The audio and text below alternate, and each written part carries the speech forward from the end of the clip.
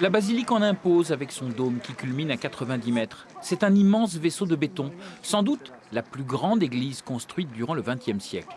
La démesure de l'édifice donne en tout cas une idée du formidable engouement qui suivit la canonisation de la petite Thérèse en 1925.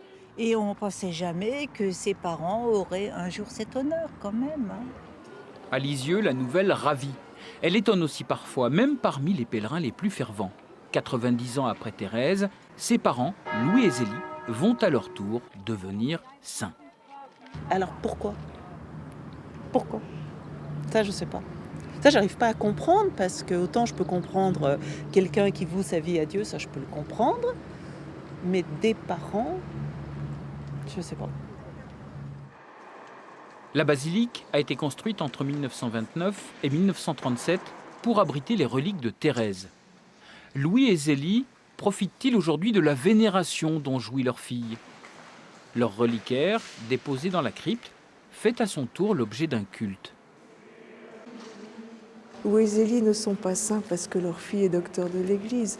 C'est plutôt à Louis et Zélie que l'on doit Thérèse, au terreau profondément chrétien de cette famille. Mais il n'empêche que la montée en gloire de Thérèse si rapide a mis le projecteur sur les parents et on s'est rendu compte de leur sainteté à ce moment-là. Mais l'affaire a pris du temps. Le cas des parents de Thérèse a commencé à être examiné en 1957.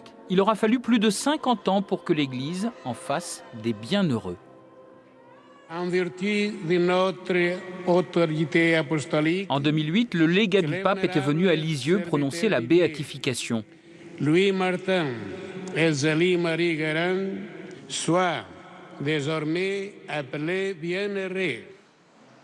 Louis et Zélie n'auront pas longtemps demeuré dans l'antichambre de la sainteté. Le 27 juin dernier, lors d'un consistoire réunissant les cardinaux, le pape François a annoncé la canonisation.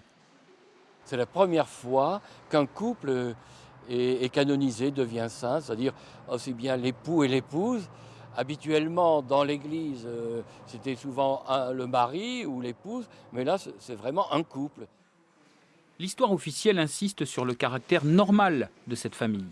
Un père horloger, une mère dentelière, 5 filles, toutes entrées dans les ordres, des moments de joie, des épreuves, la maladie, le deuil, surmontés dans la prière.